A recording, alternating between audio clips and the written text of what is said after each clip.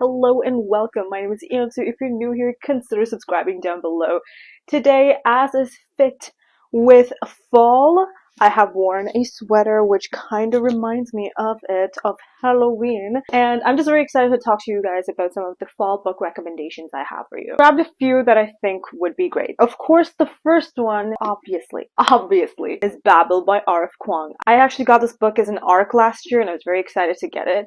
And this one is so intricate. I don't really even know how to explain it. We have this guy named Robin Swift in the 1800s and he is living in China with his mom. Some kind of plague basically ends up killing a lot of people in China, and this man just kind of swoops in right away and grabs Robin Swift to England. In England, he's basically being trained in different languages so he can be a translator at Oxford.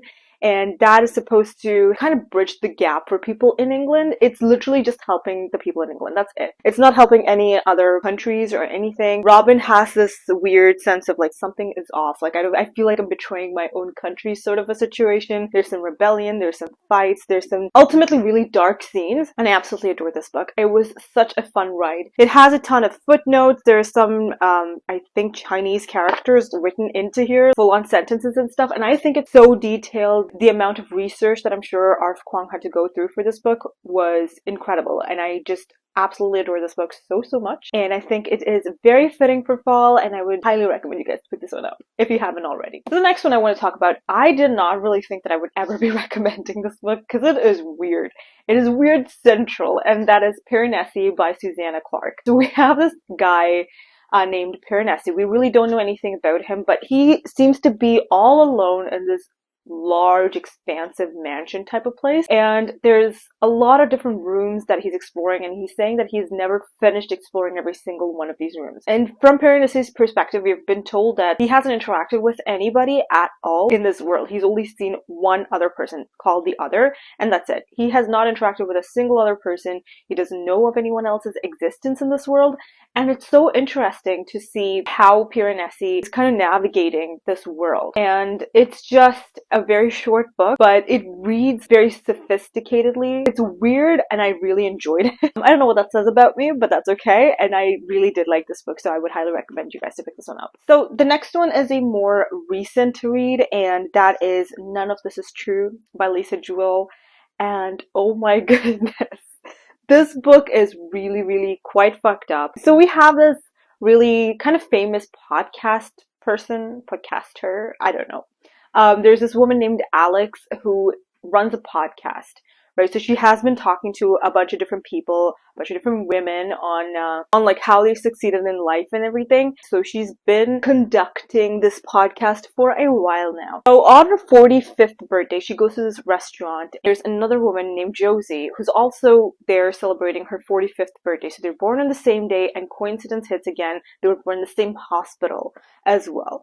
So they have something in common, and Josie kind of approaches Alex by saying that, hey, I have an idea for a podcast and maybe we could work together. Alex is kind of interested in this prospect and she wants to do this podcast. As we go on, we learn more about Josie, we learn more about Alex and their dynamics, the familial problems that they have and everything. I don't want to give too much away than that. Josie disappears after a while, and also there's a bunch of deaths that occur.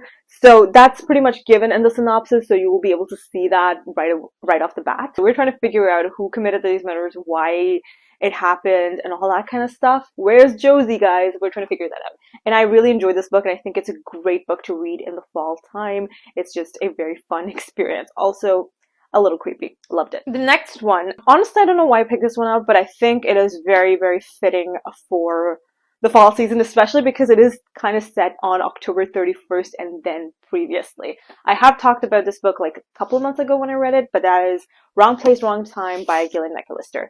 This one follows around this woman who wakes up in the middle of the night. I think it's like around October 31st, and she sees her son is outside pretty late, and she doesn't know why he's outside, what's going on, and she witnesses him stabbing some dude.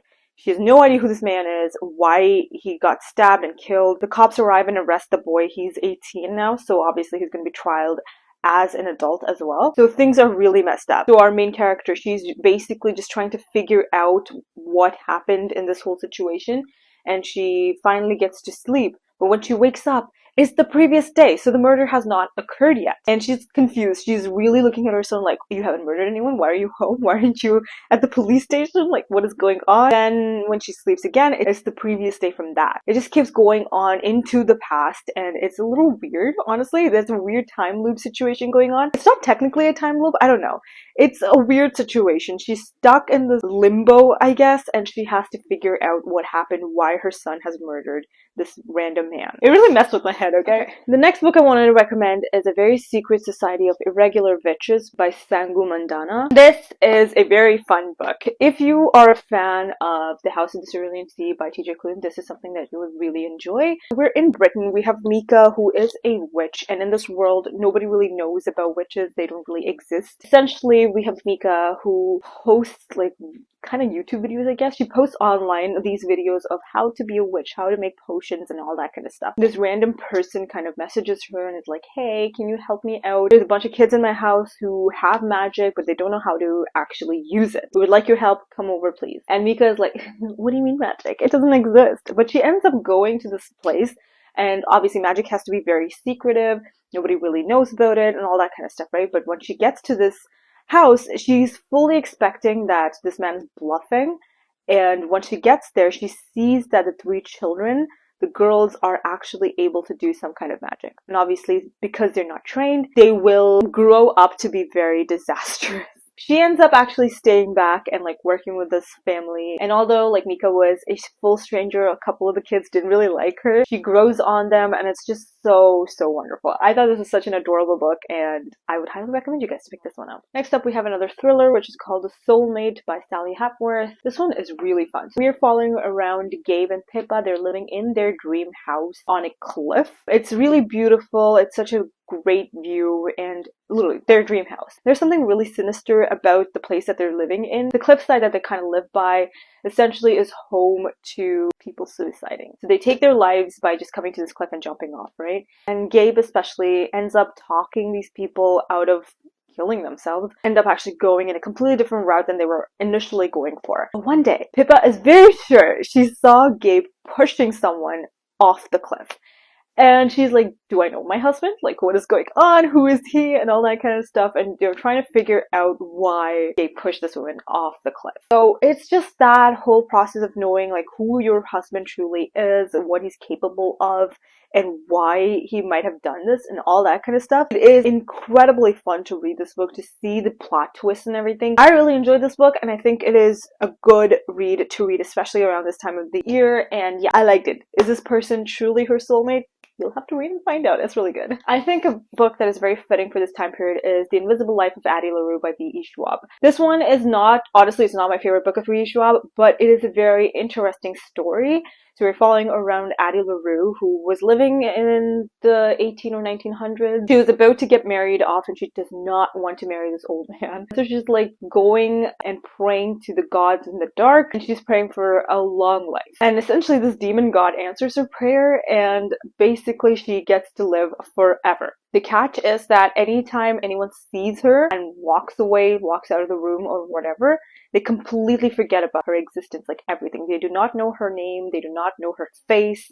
She cannot be captured in photos, like nothing. Nobody knows about this woman at all. That's the story we're following, and we keep going for a couple of centuries down the road, and Addy Laroo goes into this bookstore.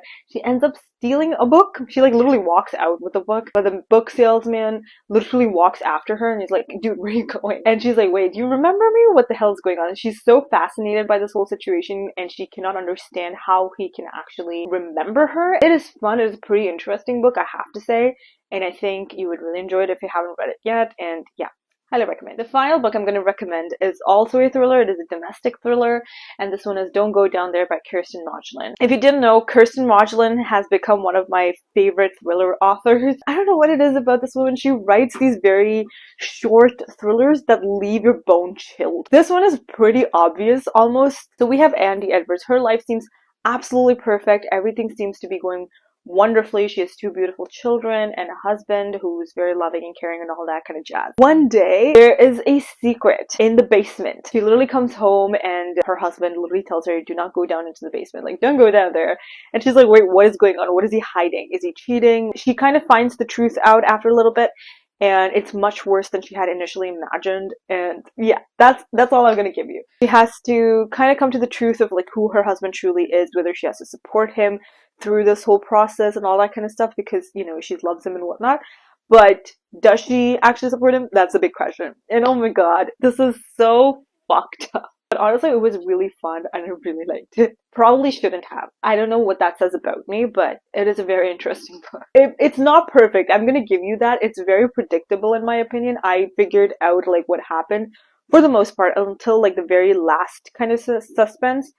But I figured it out for the most part.